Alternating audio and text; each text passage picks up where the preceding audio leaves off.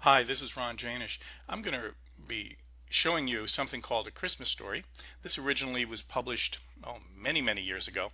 And if you're new to these techniques, I suggest you just sit back, relax, and watch the screen, and you'll have an enjoyable time and you'll learn some of the methods. And if you've been doing this for a while and you're a more advanced trader, I think what you'll find is some of the techniques used by a master trader. And so, without further ado, here we go with a Christmas story. It was September 15th, 1984, and time was getting short. Usually by the middle September, all of the new materials and supplies had been purchased, and over 80% of the toys had been assembled. This year Santa knew he was in deep trouble. He needed $1 million and he only had $100,000. He looked at his production schedule and surmised that he could somehow make all the toys he needed for Christmas if he had the cash required, the $1 million, by November 10th. As he was going through his mail, he noticed there was an investment seminar in Los Angeles the next day. Hey, what the heck? So he got into his sleigh and took off for L.A. Robert Prechter, seeing Santa at the door, instructed the ticket takers to let him in at no charge, telling him that Santa was his personal guest. Robert Prechter took Santa into the dressing rooms where Santa met all the great advisors that were speakers at this seminar. He told them of his dilemma. The advisors shook their heads and told them they couldn't do it. One of them made a joking comment that there was only one man who even believed that was possible. Santa asked him who that man was, and the reply was Professor Alan Andrews in Florida. Santa knew that as a man believeth he shall conceiveth, so he went off to see Dr. Andrews in Florida. Dr. Andrews welcomed him with open arms and, as is customary of the professor, offered him a course for $1,500. Santa looked at the 60 sheets of paper, called the Andrews course at the time, and he was told that he was going to be receiving the regular newsletter along with it, but he shook his head. He knew that that really wasn't going to do it for him. Then the professor took out a list of his students that were also brokers. Santa told him that he'd bought Rudolph through a broker and swore he would never deal with brokers again. So then Santa went on to say that there must be a bright student that the professor had taught. All of a sudden there was a gleam in the professor's eye, and he gave Santa the name and address of a student who used computers to test the professor's methods. Now, mind you, this was written in the early 80s. Across America, reindeer and all, flew Santa to see the student of his professor. After a gracious welcome, Santa told the student about his need for $1 million. In the futures markets, 100% in less than a month is quite a challenge. Seeing it as a challenge rather than a problem, the way the student saw it, Santa liked that attitude. The student took Santa's $100,000 and went across the street to see a friend at Merrill Lynch. There they set up an account for Santa immediately, and there was a deal made that no commissions would be charged because, after all, Merrill Lynch did want the publicity of having Santa's account. So time went on. On September 25th, Santa being in his office, he received a statement informing him that he had went short 30 December bonds at 68.24. In the mail, Santa found a letter from the student.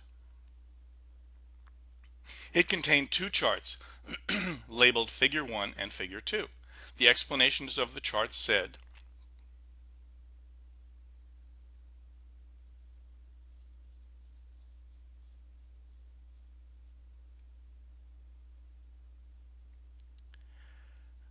I put the order in at the intersection of the MLH and the 2P line.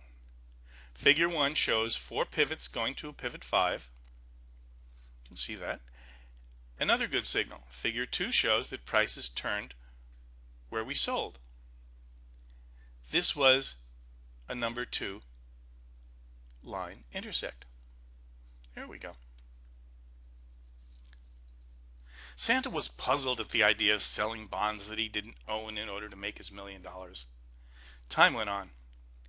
And on October 9th, Santa received a statement from Merrill Lynch informing Santa that he was now long 50 T-bonds at a price of 66.17. he noticed that his account balance has grown to over $166,000. He still didn't understand this buying and selling of bonds. He looked through his mail and found a letter from the student once again, which had figure 2 and 3 in it. The student wrote, "We bought the bonds just above the intersection of the two course lines."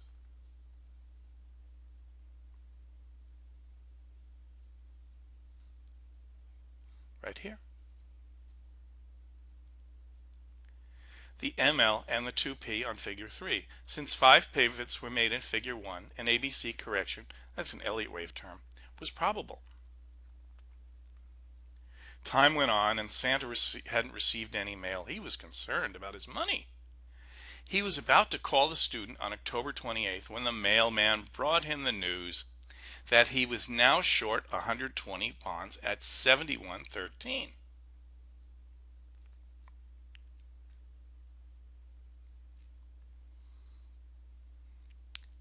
And that his account had grown to over $404,000.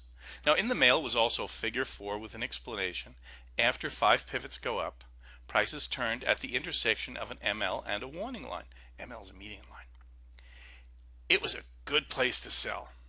Santa agreed, but he wasn't quite sure what he was agreeing to, and if the student was going to be able to meet the $1 million goal by November 10th. A few days went by. It was Halloween and all the elves were in costume, and when Santa received more good news in the mail, a notice from Merrill that he was now long 190 T-bonds at 69.18 and his account balance had grown to $625,000 and then some. He also found a letter from his student with the two charts labeled figure 5 and figure 6 with an explanation that said, when prices go through the reaction line to make a pivot, in this case pivot 5, they often come back to it. I put your order in near the intersection of the reaction line in figure 5 and the ML in figure 6. Santa didn't understand a thing about pivots and all these strange lines. He did understand that Merrill Lynch wouldn't send him a statement like these unless they were correct or somehow he had an account handled by Mr. Madoff, but which wasn't the case. So anyway, finally on November 19th, he received notification from Merrill that his account had been closed and he could pick up a check for $1,070,625. He was ecstatic, knowing that he met his deadline. He called the Merrill Lynch office where his account was, and he arranged to pick up the check the next day. He went through the rest of the mail and found a letter from the student. It included two charts. Once more of these things that are hard for Santa to understand. Let's see where they are. With figure 7 and figure 8. And it said, I closed out your long position at 71.29 because prices were not making the ML and clinging to the MLH. Near the intersection of the MLH, that's median line parallel, and the reaction line, I sold.